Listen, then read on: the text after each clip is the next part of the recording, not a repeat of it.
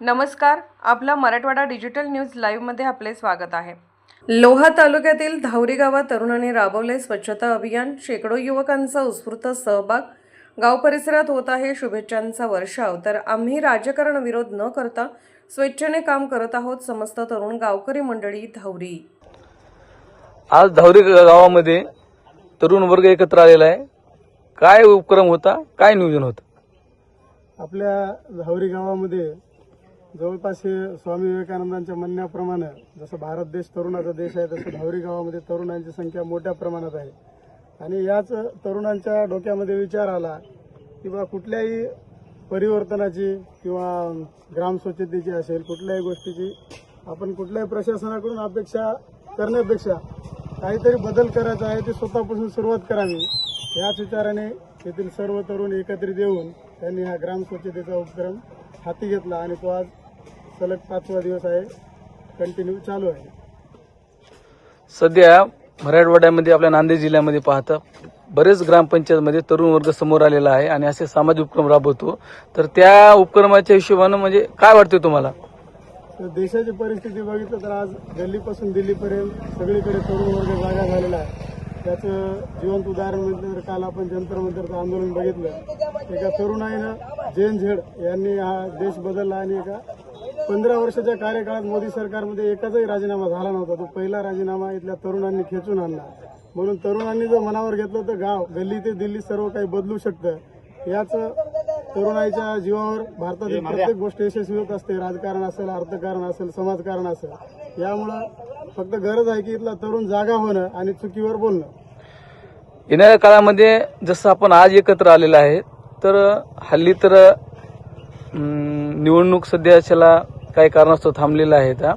काही कारणास्तव येणाऱ्या काळामध्ये आपल्या गावात निवडणूक झाली तर हा तरुण वर्ग असाच एकत्र राहणार का? तसं काही नियोजन आहे का? नाही, आमचा कुठलाही राजकीय उद्देश नाही किंवा कोणाला टार्गेट करण्यासाठी, विरोध करण्यासाठी किंवा कोणाच्या चुका दाखवण्यासाठी हा आम्ही उपक्रम हाती घेतलेला नाही।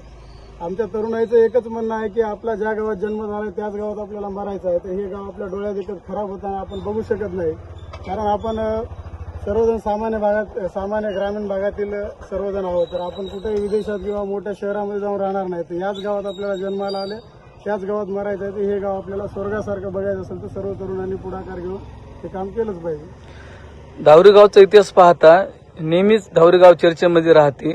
मग सामाजिक असेल, राजकीय असेल, धार्मिक असेल, तर म्हणजे आपल्याला असं वाटते का की म्हणजे तरुणांनी इथपर्यंत जाऊन स्वच्छता अभियान राबवावं लागलं?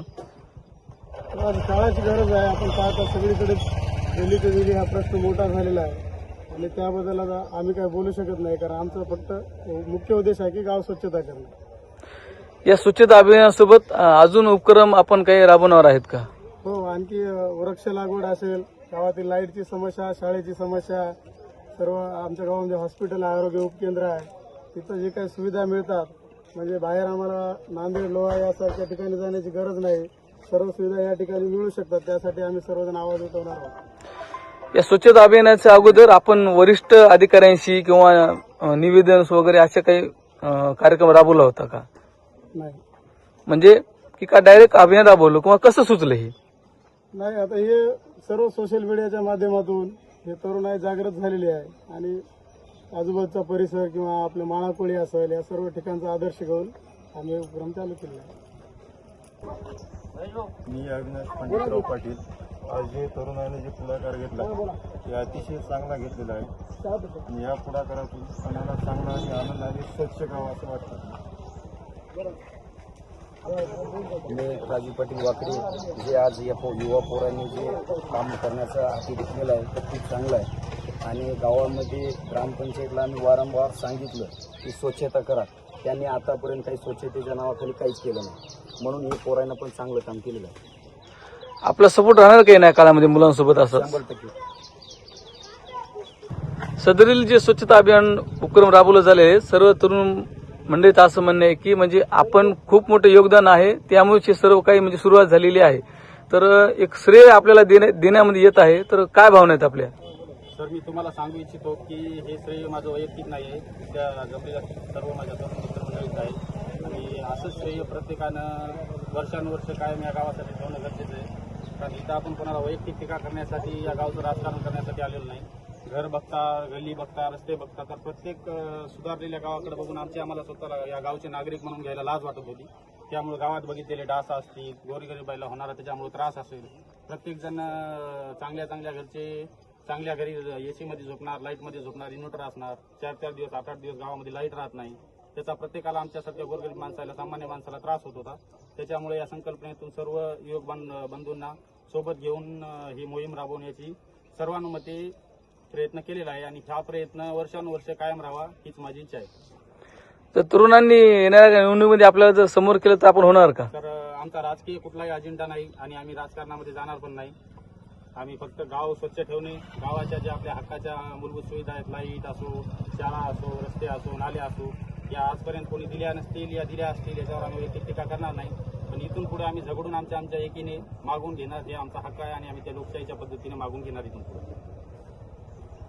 आपल्या गावामध्ये प्राथमिक आरोग्य असेल, प्राथमिक शाळा असेल, बँक पण आहे आपल्या गावामध्ये, ग्रामसेवक असतील, तर एक अधिकाऱ्याबद्दल इथलं सेवा देण्याची प्रवृत्तीबद्दल आपलं काय भावना आहेत, काय मत आहे?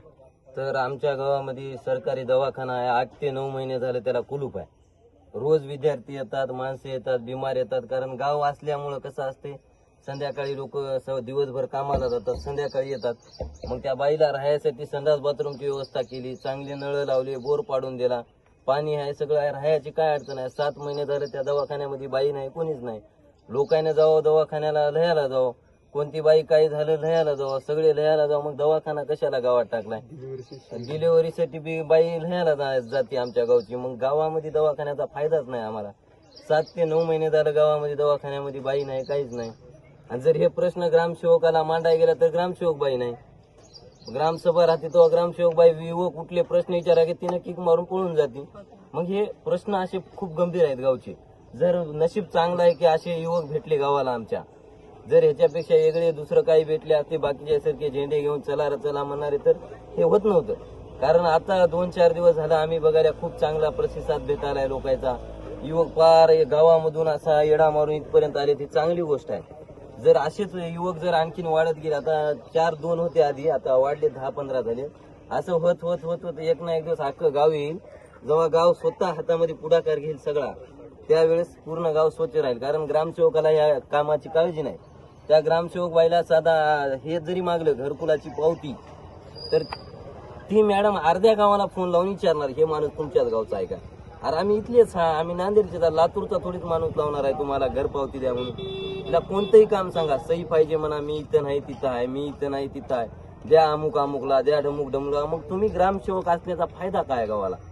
बस एवढंच सांगणं आहे की आम्हाला काही ना काही करून आमच्या गावची काळजी तुम्ही तुमच्या ह्या न्यूज मार्फत आमदार साहेबापर्यंत असेल, आमच्या तिकडे कोणते खासदार साहेब आहेत त्याला वाट लावली पाहिजे. आमच्या गावाला काही चांगले फंड देऊन, चांगले काही ना काही कुठलूनही निधी देऊन ते आमच्या गावची साफसफाई असेल, नाल्या बिल्या असतील, हे चांगलं काम सरपंचामार्फत करा अथवा ग्रामसेवक मार्फत करा. पण आम्हाला हे गाव स्वच्छ पाहिजे. कोणाच्या मार्फत करा, गाव स्वच्छ दिसलं पाहिजे. बस एवढीच विनंती आहे. आपण तरुण वर्ग आहे, सुशिक्षित आहेत. आपल्या गावामध्ये आपण बोलतात की कर्मचारी वर्ग पाहिजे तसा रिस्पॉन्स देत नाही, सेवा देत नाही. मग आपण या संबंधीमध्ये वरिष्ठांकडे कॉलद्वारे, निवेदनाद्वारे, लेखी, ईमेलद्वारे आपण कंप्लेंट केली का, किंवा वेळोवेळी सूचना दिल्या का तशा का? नाही, सूचना काहीच दिल्या नाहीत. कारण ते जर करायचं असतं तर आम्ही युवक येऊन स्वतः हातात झाडू घेऊन हे टोपले हे खोरे घेऊन साफच केलं नसतं ना. आम्हाला हे करून दाखवायचं आम्हाला की हे न करू शकत नाही, समजा हे काम हे न करू शकत नाही तर आम्ही करू शकता.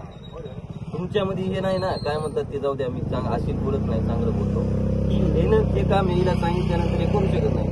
तुमच्या गावात लाईट आहे की नाही तुम्हाला दिसत नाही तर आम्हाला दिसाले. तुमच्या गावची नालीतलं पाणी असं रोडवर आले हे तुम्हाला ग्रामसेवकाला दिसणं आले. ग्रामसेवक येतीच बाई महिन्यातून 2 महिन्यातून एक चक्कर मारून निघून जाते. रोजचं आहे ना, तिने येत नाही तिथं काहीच करीत नाही. मग युवक लाईट राहत नाही, डिपू उडतं, एक इकडला उडला गावातला तिकडला येते, तिकडला उडला तिकडला येते. ते याला 8 दिवस लागतात, 15 दिवस लाईट जाते. असंच चालू आहे. मग हे गाव आमचं पार ते रजाकाच्या काळात कसं गाव होतं, अंधारात सगळं कार्यक्रम, त्या 1972च्या स्वातंत्र्याच्या आधीच्या काळातलं गाव पुन्हा झालं आहे आमचं.